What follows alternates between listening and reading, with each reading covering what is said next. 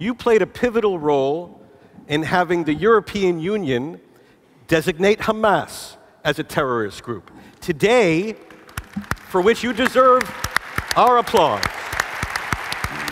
Now, today, the issue on the agenda is Hezbollah, Iran's premier surrogate to advance the cause of terrorism.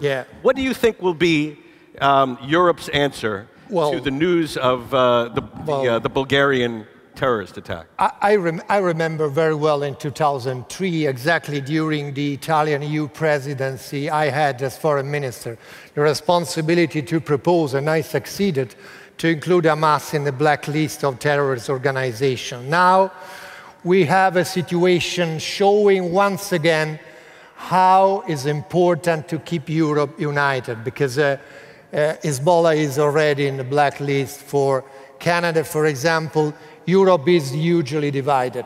This is a sad reality in Europe.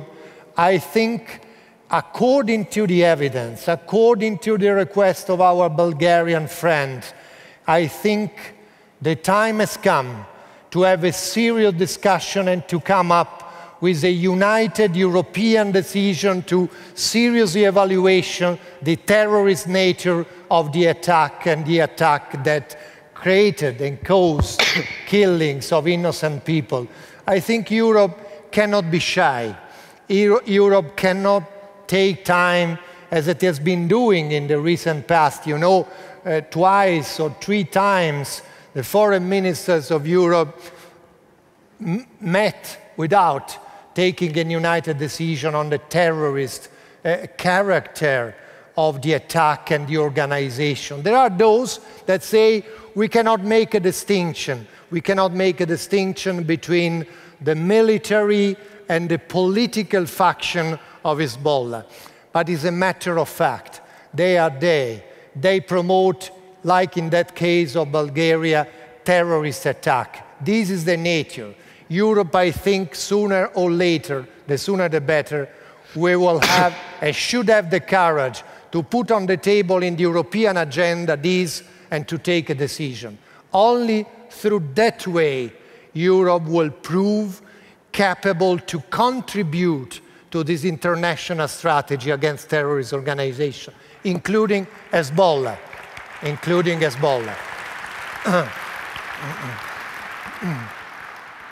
Mr. Baird, if we talked about Iran and then Hezbollah, I'd like to talk for a moment about the country that is the third link in the chain from Beirut to Tehran, and that's Syria. What should the world be doing today to address the crisis in Syria? What fears are legitimate? And what objectives should we have to try to address this terrible crisis? This is one of the great challenges that the world is facing today. Assad has waged a brutal war against his own people, and collectively, we have not been able to stop him. The support, the material support that Iran has given Assad has allowed him to soldier on. And another good reason that we can look forward to the day that Assad falls is it will be bad news for the regime in Tehran. We've all struggled with this challenge on what to do. I'm not one who supports military intervention from the West. I think that would only make it worse. But I do believe that in the near future, at some point, we will see Assad go. The real challenge is, how do we build a civil society that embraces pluralism so that there's a place for Christians, for Kurds, for Alawites, for business people in the new Syria, and that it doesn't become an increasingly growing civil war, as we all fear. Mm-hmm. And Mr. Frattini, do you think there is a role for NATO at all in dealing with the Syria crisis? Well, NATO did something important, helping the Patriot missile to be put on the borders between Turkey and Syria. Apart this, I see the crisis, the tragedy in Syria, unfortunately, as a lose-lose situation.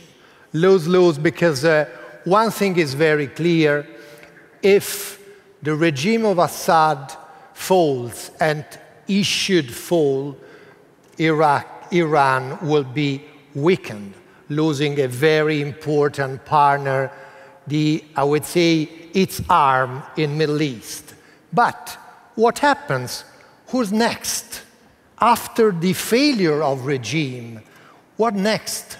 If the Salafists that are now armed by other countries in the region, that are extremists, and they consider again Israel as an enemy, will be in power, this will be a situation anyway damaging for the interest of the State of Israel.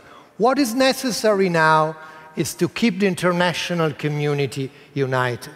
Because one thing is absolutely clear, innocent people are being killed, a number of refugees are fleeing to the other countries in the region, across the region, and this situation creates even more concern for the State of Israel. The State of Israel is in the, unfortunately, unique position in the world.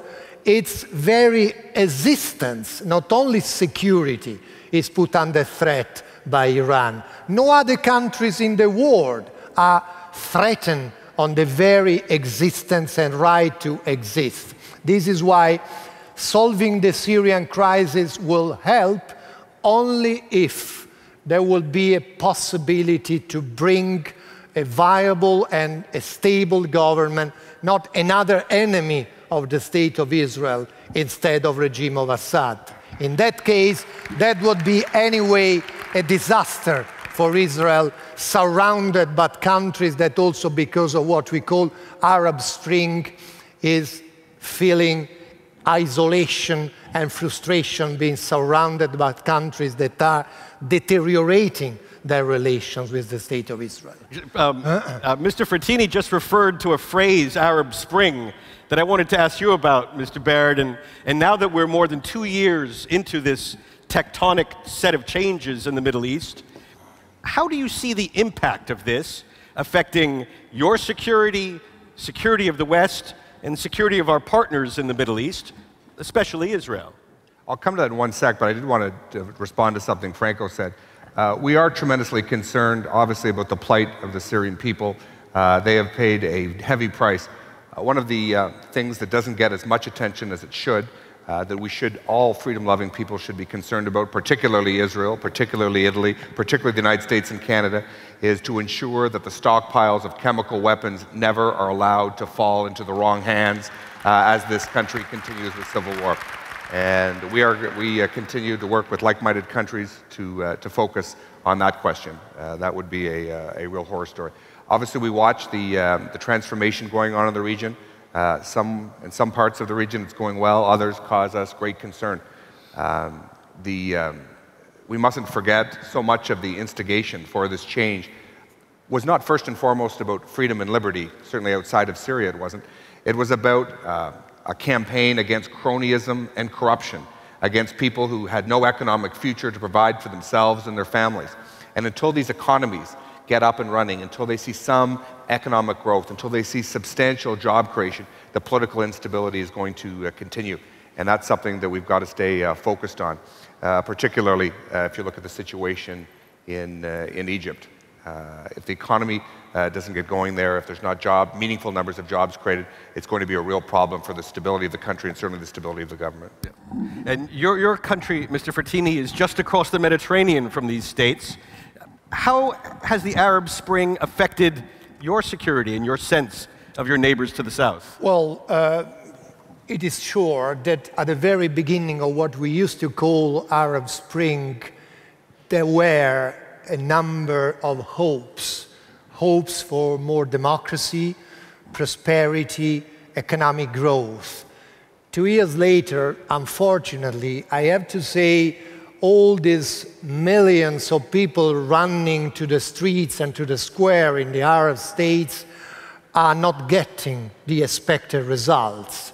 In many cases, we are looking at the infiltration in, I would say, some post-regime situation. Think about Libya, think about Egypt, even in Tunisia, extremist group. taking the opportunity of what they used to call revolutions to establish or to try to establish non-democratic regimes. And if we used to consider only under the perspective of what happens in the Arab countries, we don't have a complete picture. We have to consider the perspective of the State of Israel, because situations are being deteriorated, diplomatic relations are completely cut, there is a serious deterioration between Turkey and the State of Israel, countries that used to have some, I would say, diplomatic talks now consider Israel as an enemy. So the feeling of isolation, the feeling of insecurity of Israel is one of the most important components if you want to examine the impact of what I wouldn't call any longer Arab Spring, frankly speaking, because I don't see a real spring in that situation. Very good. I feel terrible that we have to jump from topic to topic, but I want to ask Foreign Minister Baird about Canada and the question of Palestine. Canada was one of a small group of countries that joined America at the United Nations recently on the vote on Palestine's quest for UN membership. I kind of thought the United States joined Canada. I'm kidding. Now the Palestinians have a decision to make about whether to take advantage of their newfound status to take other initiatives against Israel, possibly at the International Criminal Court. If successful, this could be catastrophic and have a profound impact on Israel and on events and trends far beyond Israel.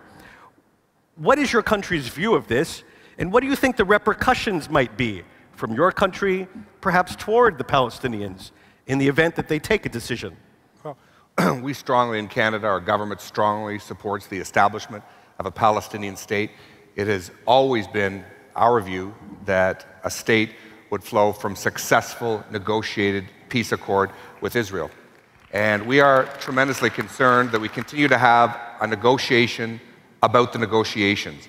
And we believe that both parties, as Prime Minister Netanyahu has been very clear, should sit down without precondition and begin to talk. We think they're likely to make progress by talking than by not talking. I see the great Ambassador Posner's here from New York at the United Nations. I spoke after he did. I was a bit worried, but he had great courage and stiffened me up for my speech that followed his.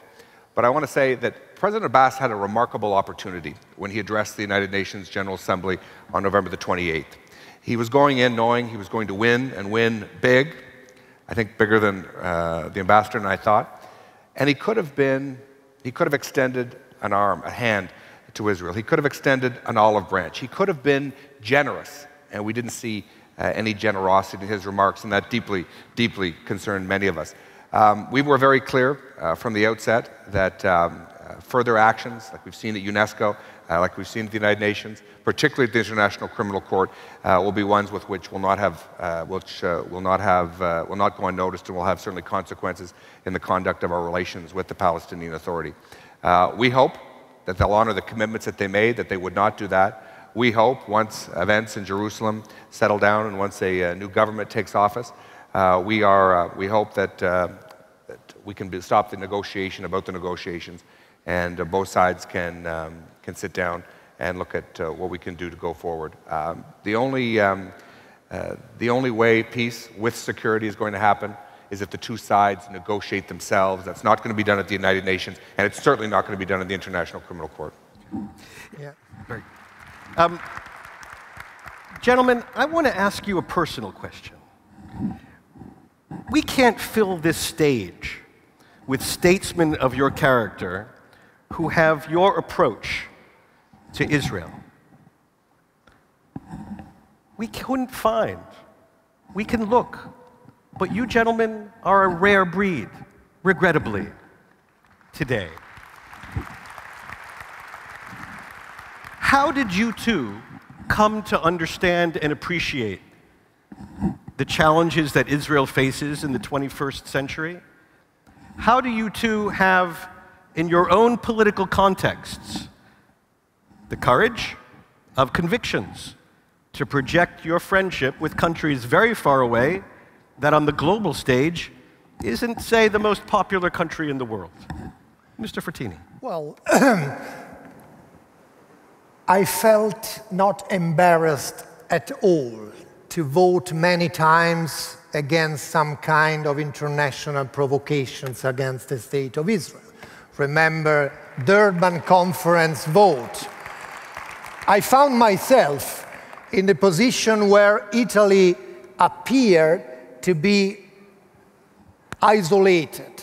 We were 2 or 3 out of 24 at that time member states of Europe voting against that kind of conclusion, indicating Israel as one of the sources of threat to the international security. I voted because I was convinced at that time, I'm convinced now, it was the right thing to do, simply because of this.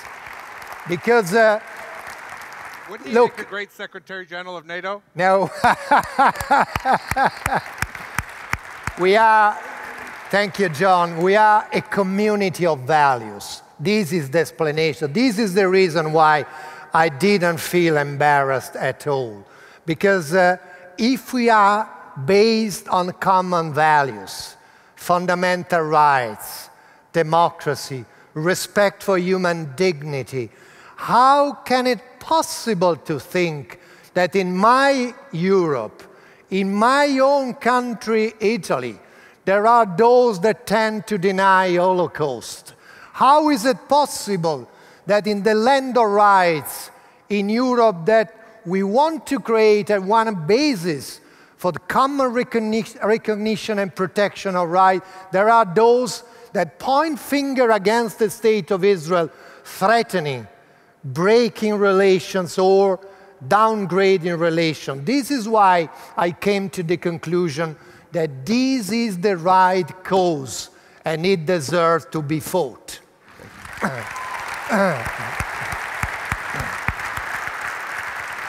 Mr. Baird. I was asked this question, don't you think Canada has isolated itself?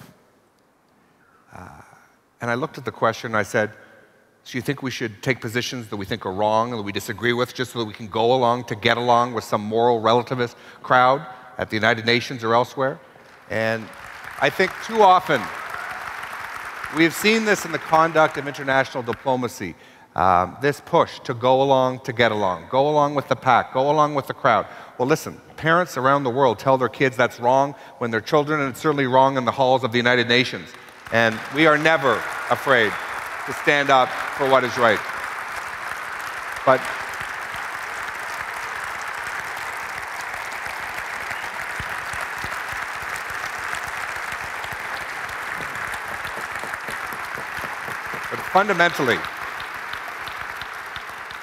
fundamentally, the significant change we've seen in Canada, the significant support for Israel among our government, in our parliament, and in some parts of the country. Not every part of the country, I have to tell you.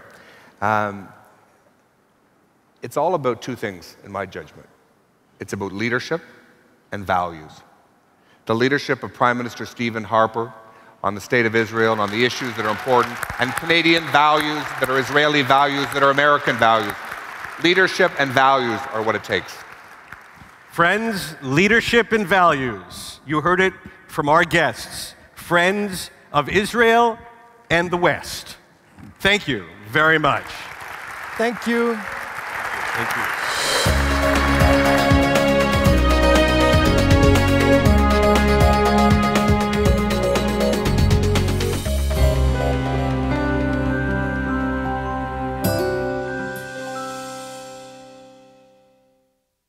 To me, AIPAC is a bit of a family legacy. Both of my grandparents were survivors.